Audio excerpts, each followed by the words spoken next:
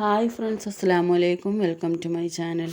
ഞാനിന്ന് നിങ്ങൾക്കൊരു സംഭവം പരിചയപ്പെടുത്തി തരാം. അതെങ്ങനെ വളരെ സിമ്പിളായിട്ട് ഉണ്ടാക്കുക എന്നുള്ളത് കാണിച്ചു തരാം. അപ്പോൾ ഞാൻ ഉണ്ടാക്കാൻ പോകുന്നത് അണ്ടിപ്പുട്ടാണ് കേട്ടോ.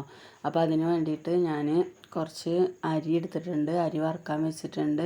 ഇനി അരി നല്ലപോലെ വറന്ന് ചൂടായി വരുമ്പോൾ അതിലേക്ക് നമ്മൾ ഈ അണ്ടിപ്പരിപ്പ് ഇട്ട് കൊടുക്കുക കേട്ടോ ചെയ്യാം.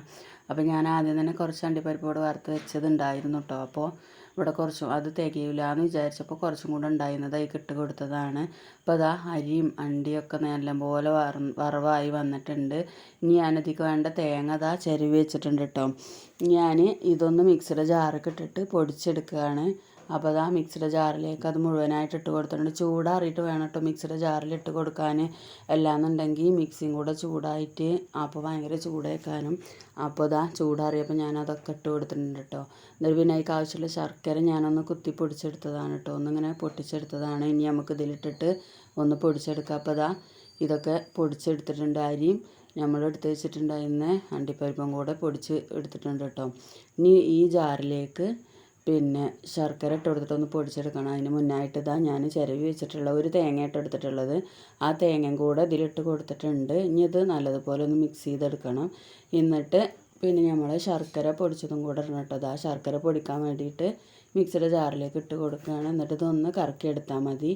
അപ്പോൾ അതിങ്ങനെ മിക്സിയുടെ ജാറിലൊക്കെ ഇങ്ങനെ ഒട്ടിപ്പിടിച്ച മാതിരിയേക്കാനും. പിന്നെ ഇത് മൂന്നും കൂടെ നമ്മൾ ഈ പാത്രത്തിലിട്ട് മിക്സ് ചെയ്തതിന് ശേഷം മിക്സിയുടെ ജാറിൽ ഒന്നും കൂടെ ഇട്ട് കൊടുത്തിട്ട് ഒന്ന് പൊടിച്ചെടുക്കണം. അപ്പോഴാണ് ഇത് കറക്റ്റായിട്ട് കിട്ടുക. ഇപ്പോൾ ഇതിങ്ങനെ അവിടെ ഇവിടെയൊക്കെ ശർക്കര ഇങ്ങനെ ഇതായ മാതിരിയാണ്. ശർക്കര നല്ലപോലെ പൊടിഞ്ഞിട്ടുണ്ടാവില്ല. നമ്മൾ കുത്തി പൊട്ടിച്ച കാരണം ആ ഒരു വലിയ ഇതൊക്കെ ഒന്നും ഇങ്ങനെ പൊടിഞ്ഞിട്ടേ ഉണ്ടാവുള്ളൂ.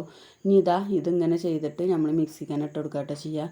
എന്നിട്ട് ഒന്ന് കറക്കിയെടുക്കുക ചെയ്യുക. അപ്പോൾ നല്ലതുപോലെ നമ്മളെ ശർക്കരയൊക്കെ നല്ലതുപോലെ ഇങ്ങോട്ട് പൊടിഞ്ഞ് കിട്ടും. അപ്പോൾ കണ്ടോ, ഇത് നല്ലതുപോലെ പൊടിഞ്ഞ് കിട്ടിയിട്ടുണ്ട്. ഒരു 2 പ്രാവശ്യമായിട്ടാട്ടോ ഞാൻ പൊടിക്കാട്ടിട്ടുണ്ടായിരുന്നത്. അപ്പോൾ അതാ രണ്ടാമത്തെ പ്രാവശ്യം പൊടിച്ചിട്ട് ഇട്ടിട്ടുണ്ട്. ഇനി ഇത് നമുക്ക് കൈ വെച്ചിട്ട് നല്ല ഓരോ ഉരുളകളാക്കിയിട്ട് ഇങ്ങനെ ഉരുട്ടിയെടുക്കുക കേട്ടോ ചെയ്യാം. ഇങ്ങനെ ഇതേമാതിരി ഇതുപോലെയുള്ള ഉരുളകളാക്കിയിട്ട് ഇത് മുഴുവനായിട്ട് ഉരുട്ടിയെടുക്കുകയാണ്.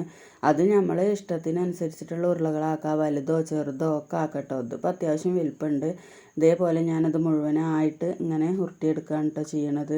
അപ്പോൾ അത് 2 ഉരുളാക്കിയിട്ടുണ്ട്. ഇനി ഞാനത് മുഴുവനായിട്ടൊന്ന് എടുത്ത് വെക്കട്ടെ. അപ്പോൾ ഇത്രേ ഉള്ളൂ. വളരെ സിമ്പിളായിട്ട് നമ്മൾ വീട്ടിൽ കശുവണ്ടിയൊക്കെ ഉണ്ടെങ്കിൽ ഉണ്ടാക്കിയെടുക്കുക. അപ്പോൾ എല്ലാവരും ഇതൊന്ന് ട്രൈ ചെയ്യണം കേട്ടോ. അപ്പോൾ എൻ്റെ വീഡിയോ ഇത്രേ ഉള്ളൂ. ലൈക്ക് ചെയ്യുക, ഷെയർ ചെയ്യുക, കമൻറ്റ് ചെയ്യുക, സബ്സ്ക്രൈബ് ചെയ്യുക. താങ്ക്